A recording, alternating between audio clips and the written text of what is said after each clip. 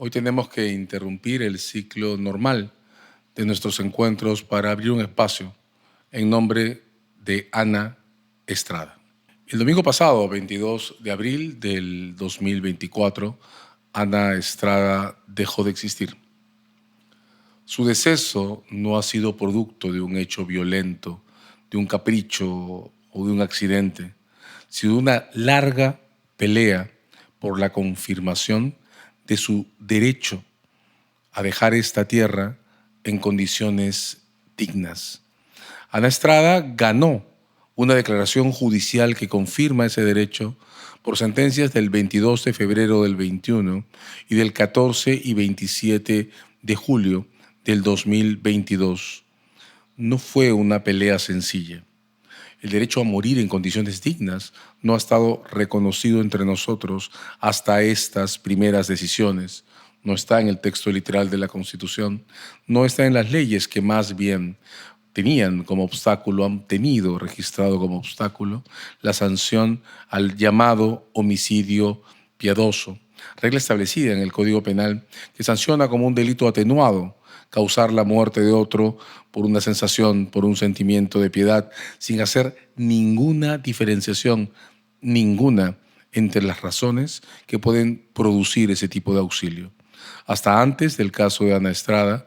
la muerte digna, la asistencia para alcanzar condiciones de una muerte digna, estaban tomadas, reguladas en nuestro medio, como si fueran formas de asistencia al suicidio o formas de homicidio piadoso. Las sentencias del caso Ana Estrada rompieron esa línea de consideración de estas cosas y la rompieron reconociendo que la dignidad de la persona humana es suficiente para reconocer un derecho que en Colombia está establecido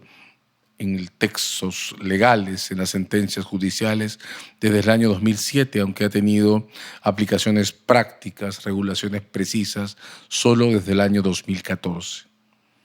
Josefina Miró Quesada ha sido una de las activistas más importantes en la defensa de los derechos de Ana Estrada y ahora también de María Benito, un caso similar, aunque con condiciones materiales muy distintas. En esta enorme pelea, lo que se ha intentado no es solo alcanzar, ya se tiene, el reconocimiento judicial de este derecho, sino además poder implementarlo con protocolos definidos desde las autoridades de salud, que de un lado eviten cualquier forma de abuso en este tipo de prácticas, pero del otro le den a la propia paciente, a la solicitante, el derecho de intervenir en la definición de las condiciones objetivas que han permitido, finalmente, que el 22 de abril del 2024, 2 años después de la última sentencia judicial, el resultado, irse de esta tierra en condiciones dignas, pueda ser cumplido.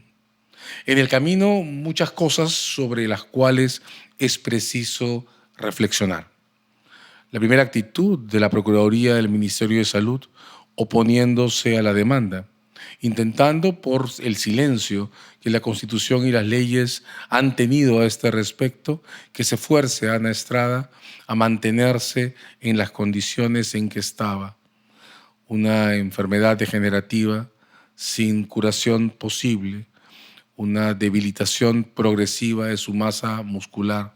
hasta hacer de su cuerpo un calabozo. Condiciones de vida degradantes, inhumanas, definidas por el dolor, que una Procuraduría del Estado intentó hacer conservar, por lo que en los hechos, en perspectiva a los derechos de las personas, es solo un formalismo, un derecho en evolución que todavía no había entrado en nuestra órbita constitucional. Al costado, objeciones religiosas, que hay que respetar, pero que un Estado laico como el Perú no pueden convertirse en acto de autoridad. Un juez de la Corte Suprema, en medio de un debate que tuvo más de 2 decisiones concurrentes, repito, la del 14 y 27 de julio del 2022, intentando que se imponga a quien solicita morir en condiciones dignas la carga de recibir en visita objetores de este derecho, objetores por razones religiosas, a quienes se intentó conceder el derecho de intentar disuadir, a quien lo único que estaba pidiendo era apoyo para no sufrir más.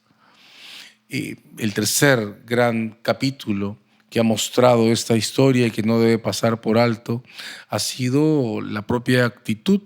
de los médicos que intentaron oponerse por conciencia al desarrollo de estos protocolos. Atención con esto, la sentencia de primera instancia del caso Ana Estrada reconoció el derecho de disidencia de médicos individuales que no quisieran intervenir en el protocolo.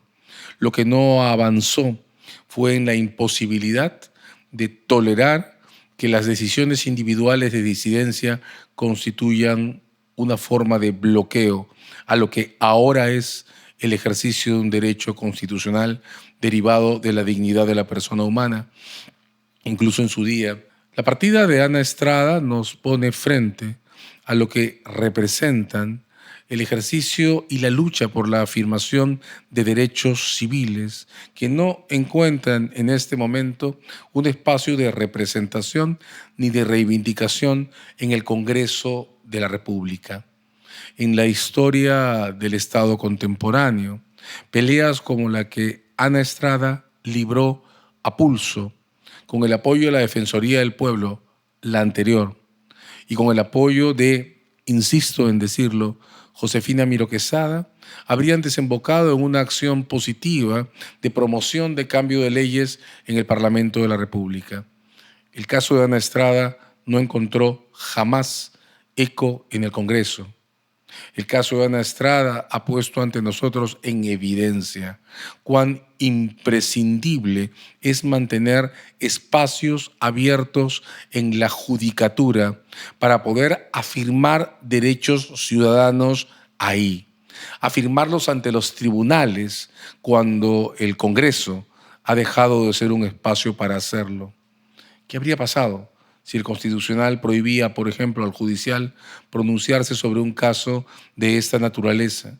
¿Qué habría pasado si el Constitucional, por ejemplo, hubiera pretendido que un asunto de este tipo solo pudiera ser regulado por el Congreso de la República? ¿Habría podido Ana Estrada alcanzar una ley que permita respetar su decisión sobre la forma de poner término a una dolencia irreversible? El caso de Ana Estrada, el día de hoy, hace referencia a la partida de alguien que peleó por su propia dignidad, pero también hace referencia a la partida de alguien que peleó hasta el último minuto por abrir un espacio objetivo de defensa de derechos civiles. Imposible no pensar en María Benito, también bajo la promoción y defensa de Josefina Miró Quesada. María Benito, que no está pidiendo, que no ha pedido el derecho a que su vida sea interrumpida como ha logrado hacerlo Ana Estrada. Lo único que María Benito pidió fue el derecho a ser desconectada. Nuevamente objeciones de conciencia, médicos intentando no ser quienes finalmente apaguen los aparatos que fuerzan la subsistencia o que fuerzan el periodo de dolor de María Benito. Objeciones de conciencia planteadas en serie, sin que nuestras autoridades de salud hayan logrado aún encontrar una manera de equilibrar el respeto en lo que quepa, que la primera sentencia del caso Ana Estrada reconoció a los médicos que no quisieran intervenir en este procedimiento respecto a la necesidad de encontrar y defender la decisión de aquellos que sí hayan puesto dentro de su agenda de valores la necesidad de respetar la vida digna por encima de la simple conexión mecánica o por encima de la simple postergación de un dolor sostenido en base a paliativos mínimos.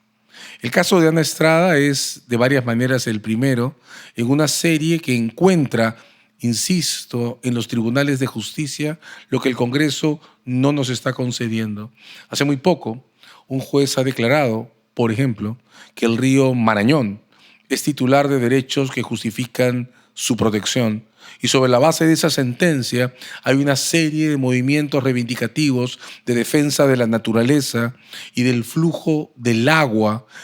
una serie de movimientos de defensa que a partir de una sentencia judicial están intentando proteger al río Marañón de contaminaciones por derrame de petróleo. Hace algún tiempo Ricardo Morán consiguió una sentencia en el Constitucional que no sin dubitaciones declaró que las parejas diversas, la de género homogéneo, pueden y tienen el derecho a tener hijos y a registrarlos y a darles partida oficial de reconocimiento en una paternidad obtenida por amor, no por convenciones, no por la forma en que creemos que debe organizarse una familia. Ana Estrada entonces se ha ido, pero nos ha dejado un legado que no debe pasar por alto. Nuestros tribunales de justicia pueden ser un espacio para confirmar derechos que deben ser defendidos porque el último recodo de nuestra humanidad está en la vida digna. Ana Estrada se ha ido dejándonos eso. Es su legado para todos nosotros y para todas nosotras.